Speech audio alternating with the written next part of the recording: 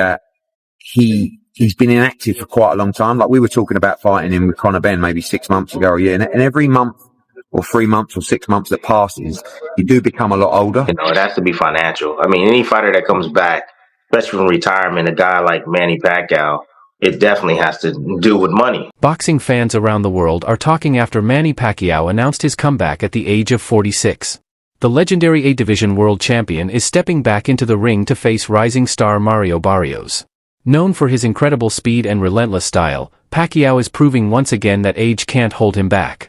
The news has sparked strong reactions. Many legends are praising his passion and commitment, while others are concerned about the risk of fighting a younger, powerful opponent like Barrios. You named Manny Pacquiao, you clickbaiting the name, he's 44 years old. Is there genuinely a chance of Manny Pacquiao versus Conor Benn? Have you spoken to anyone from Manny's team? I mean, maybe I'm clickbaiting. Maybe watch this space. And if the WBC clear Conor, do you still have to go to the British Boxing Board, or would they have to just be governed by whatever the WBC say? No, I mean, ultimately it depends on the ruling on the test.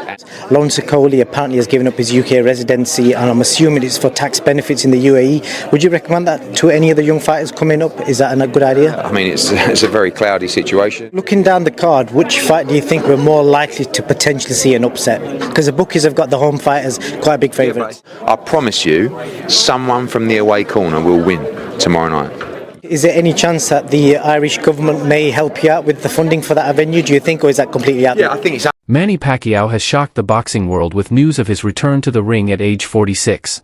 Set to face current WBC welterweight champion Mario Barrios, the comeback has sparked mixed reactions. Some are inspired by Pacquiao's passion and legendary career, while others worry about the risks of stepping back into the ring after years away. It's been nearly 4 years since Pacquiao's last professional fight.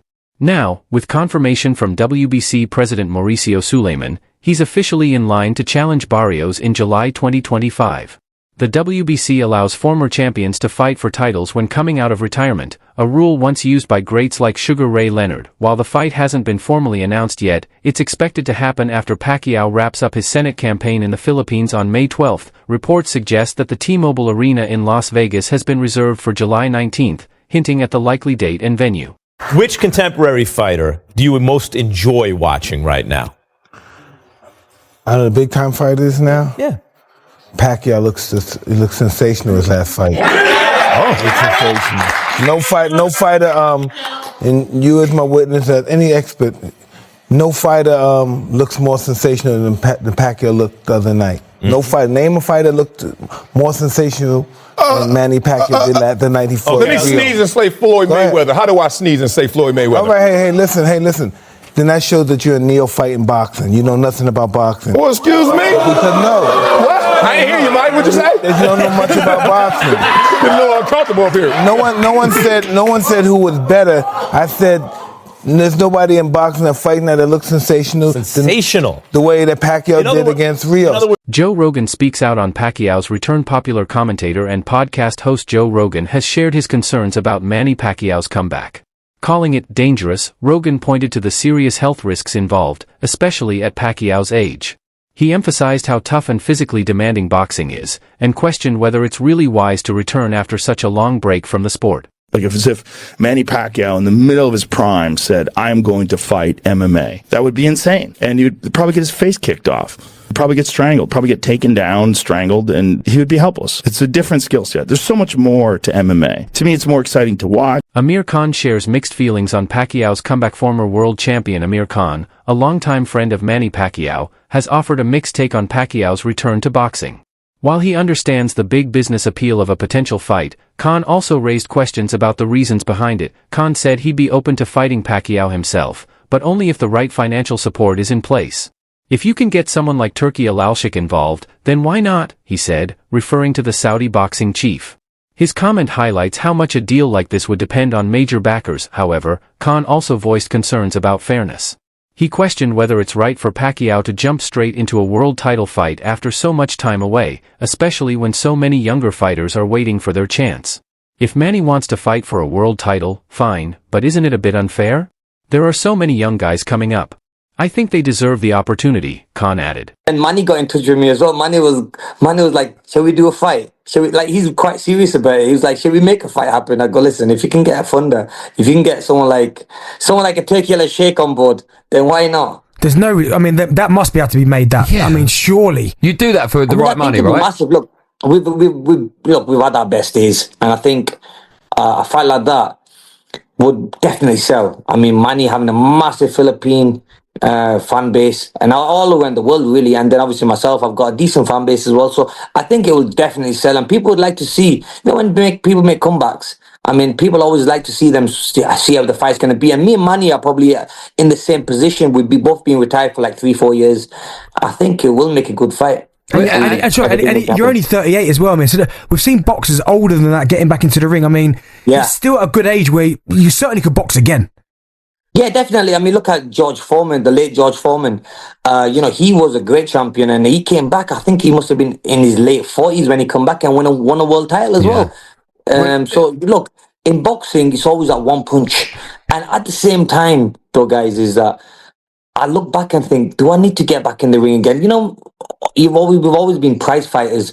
I've always taken punches to the head. It could just be that one punch that hurts you, and God forbid you get hurt and you can't spend good quality time with your family. Amir Khan recently took a moment to reflect on what could have been a massive showdown with Manny Pacquiao. According to Khan, the fight never happened due to a mix of contract issues and financial uncertainty. He explained that the talks were slowed down by middlemen and promises from investors that didn't pan out, especially when it came to a potential fight in the UAE. Khan revealed that Bob Arum, the well-known promoter, said the investors couldn't gather the necessary funds in time, which ultimately caused the fight to fall apart. Despite the disappointment, Khan hasn't ruled out facing Pacquiao in the future, but only under the right circumstances. He said he would consider a return to the ring for big, high-profile fights against top fighters like Pacquiao or Floyd Mayweather. Khan made it clear that he is financially secure and doesn't feel the same passion for boxing unless it's for a major event. He shared, "I'm 90% done with the sport.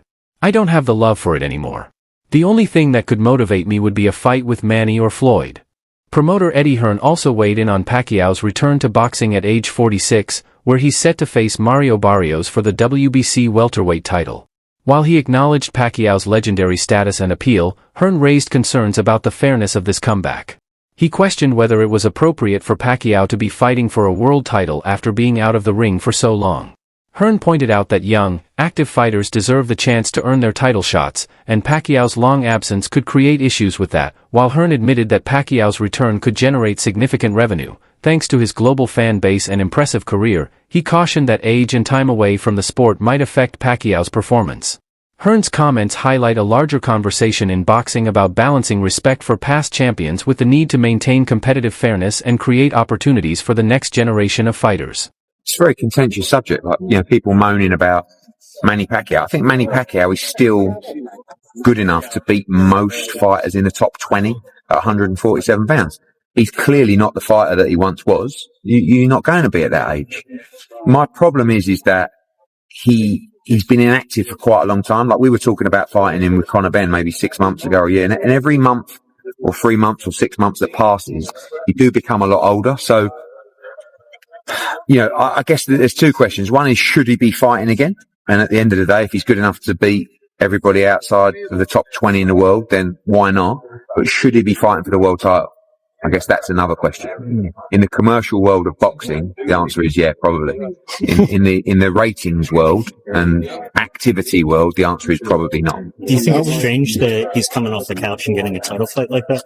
I think when you've achieved what he's achieved, you've always got the right to do things a little bit differently to others. And with all due respect, Barrios is not Boots, and Barrios is not Crawford. And that's why, we pushed the Conor Benn fight. Conor Benn, like, his best win is against Algieri or Van Heerden. So actually Pacquiao is a step up, and people were still complaining at me for mentioning that fight, like Conor Benn is Boots, but he still hasn't had those wins yet. So, I like to see great fighters just slowly fade out of the sport, but also at the same time, if they feel good, if they feel they can be competitive, and there's a lot of money to be made, I also get it. Mike Tyson has made a bold claim, saying that Naoya Inoue is more skilled than Manny Pacquiao. On his podcast Hot Boxing, Tyson praised Inoue, calling him vicious and highlighting his impressive presence in the ring. Inoue, known as the Monster, has an undefeated record, holding world titles in 4 weight classes and becoming the undisputed champion in both the bantamweight and super bantamweight divisions. With a knockout rate of 90%, Inoue's dominance is undeniable. While Pacquiao's legendary career includes titles across 8 weight divisions, Tyson's comparison puts a spotlight on Inoue's perfect record and disciplined fighting style, adding fuel to the debate over who belongs in the conversation as the greatest pound-for-pound boxer of all time. On the other hand, Terence Crawford has voiced doubts about Pacquiao's place among the top pound-for-pound fighters. His main issue lies in the type of titles Pacquiao holds, specifically the WBA regular welterweight title. Crawford believes that only those who hold the Super Championship titles, like the WBA Super Belt, are the true champions. Crawford made it clear, saying, "He's not a champion in my eyes. He doesn't have the Super Belt. That's the champion in my eyes." Crawford's focus is on unifying divisions, targeting those with the top belts, rather than secondary titles. This view keeps Pacquiao out of Crawford's list of elite pound-for-pound fighters, despite his illustrious career. In addition, Crawford has openly questioned some of Pacquiao's past achievements.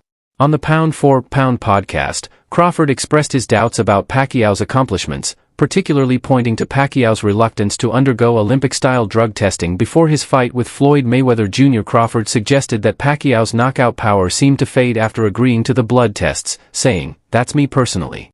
For the simple fact that when Floyd made it a point for him to do the blood test, he didn't want to do it. But then when he did, he hasn't got a knockout since. This remark adds another layer to the ongoing debate about Pacquiao's legacy in the sport. Manny's a generational, talented fighter, but I don't feel like, he did it on his own. I don't think Pacquiao took steroids. Really, the Mayweathers questioned it and drilled him on it. And that made people pick a side. I can't say that means Pacquiao was on something. And the reason why is because Pacquiao may have been the most tested fighter of all time. He never failed a test. Floyd did. So you're talking about a situation where now you're just saying he's so good that he must be on something. But number 2, Crawford said Pacquiao was knocking everybody out until he took the test. That was a damn lie. Pacquiao power went down after he went up. Pacquiao didn't knock out anybody at welterweight. That had nothing to do with the test. He went up and he ain't knocked anyone out at welterweight. He knocked out Ricky Hatton. That was at 140. Floyd knocked out Ricky Hatton. So that doesn't say that Pacquiao had steroid power. He wasn't knocking out anybody. Yeah, he was beating them up.